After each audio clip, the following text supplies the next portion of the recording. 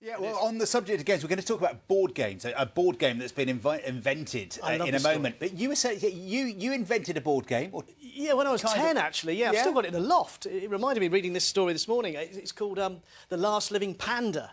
And it was this idea of you had to go around different zoos. I'm not encouraging people to break into zoos, by the way, but you had to use a chisel to break into cages and then find out what's in each cage and try and find the last living panda and get it back to safety in your own base, if you like. I think it sounded brilliant. Well, I pitched it at the time to various companies in the World Wildlife Fund, but I didn't hear back. Didn't you? And that was a long time ago. Fair loss. They'll be queuing up now, Mike. I might get my wife Emily to play it again tomorrow, get it out of the loft. It was a thing that was set like a task, wasn't it? Yeah, we used to do it. I remember before the days of the internet, you know, age and stuff.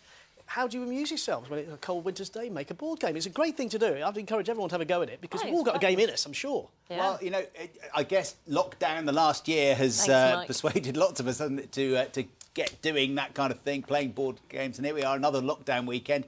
You might well be thinking of relieving the TDM with, what, a bit of Monopoly or... No, never Monopoly. Ludo. Yeah, I loved Ludo. Loved. Snap. Snap a board game, it's card games. Goes on the table, doesn't it?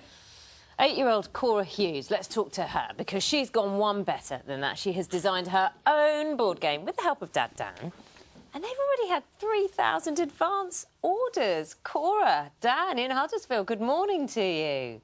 Morning. Morning. Morning. Right, Cora, I've got to ask, tell us about your board game. How do you play it, and what's the aim, apart from winning, of course? Well, you going through a dungeon and you're trying to complete the quest that you chose. And you can choose quite a few different quests if you want to change it up. Yeah, so your adventure is finding treasure, and it's a cooperative game, isn't it? Yeah. So everyone works together. Yeah. Yeah. So how many people can play it, and how has the game kind of gone as you've all played it in the house? It's about 4 people, up to 4 people can play it, and it's about 45 minutes to an hour long. Yeah. So. OK, perfect, because, yeah, games can go on too long, can't they? They can. So tell me, was this always the plan, to come up with a game that you could market and produce and sell, or was it more simple? No, Cora's shaking her head. What was the original plan? Well, we sort of just it was when we weren't doing our work, we were a bit bored, so we wanted to do something. So we decided. This is when we were doing homeschooling, wasn't it? Right at the beginning of the lockdown. Yeah. Yeah. So we decided to make a board game. And it was sort of started off as just like a joke, really, just something fun to do. But then it's sort of like, we sort of found out that it's a pretty good board game. So we decided to put it on, get people to play test it, and put it on Kickstarter, and then share it with everyone else, really, yeah. And was there a moment when you thought, this could be a real board game, we could all be playing this? Yeah, well, a friend of mine, Gary King, he made a kind of fake box for it, didn't it? And that's when we started thinking, oh, hang on a minute. That could be the box cover. That could be the box cover. The box? Yeah, a proper box. So yeah, I think that's when we both started thinking, well, I started thinking, actually, we could share this with other families, couldn't we? So you've got all these advanced orders. How is it being sold? How's it being put out there at the moment? It's a kind of thing called Kickstarter. So basically, people kind of pledge money in advance, and that allows us to get enough money to manufacture it and ship it and post it to people and things like that. So it's kind of it's not an advanced order, but people are helping us to manufacture it, and in return, we give them the game. Yeah. Now, in about November time, I think it's going to be. Yeah. Now, Cora, I know, Dad might have helped you a bit, but this is your game, right? So since you invented the game, I'm assuming, never lose when you play the game. I don't think we've lost yet. Well, we've lost a few times. Yeah, we've lost a few times. It's a cooperative game, so you against the board. Yeah, you against the whole I think you're missing my point. Cora, if you invented the game, you invented the rules.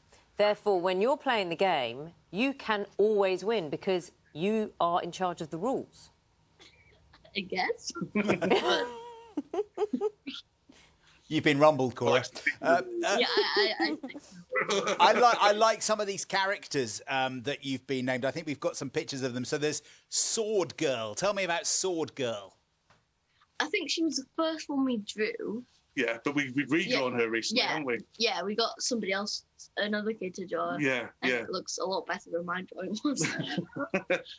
We realised that we wanted to include various people and represent people in the game. So we had other children from all around the world kind of send in drawings of Sword Girl. And some other people as well, Crossbow Dude. And yeah. And so we decided we wanted her in a wheelchair because that'd be really. I don't know. It cool, looks basically. like quite. We're looking at the picture now. It looks like quite a well-armoured, vicious wheelchair as well. I mean, she's well. Yeah, we wouldn't want to be running to that, would we? No, with all the spikes. Yeah, exactly. Yeah. So we've also got Atticus's amulet. And tell us about that and how it's used in the game. It's like that's one of the treasures in the game that you can kind of pick up and get.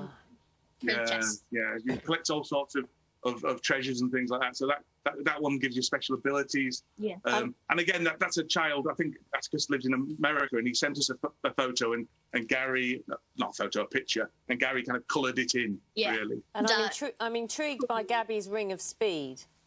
Yes, well, that helps you go faster. So the clue's in the name.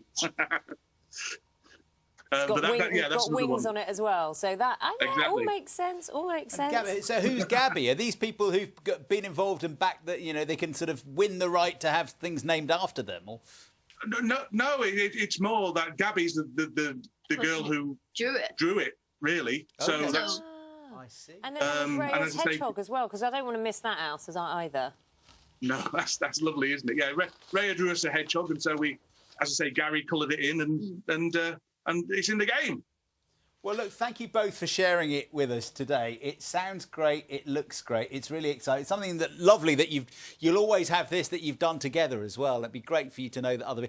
Tell you what, when all this is over, lockdown's over, we've got a table here, and we'll get you over and we'll play the game. Okay? Anytime, but we're not cheating like you want us to do. So. No. I will be on Cora's team, though. I will be on Cora's team, and Cora, we will go over the rules carefully when we play. In the meantime, we've got to get back to finding the world's last panda or whatever it's called with Mike. So, thanks so much. Take care, guys. Take care, Dan and Cora Hughes there. It's 12 minutes to 10.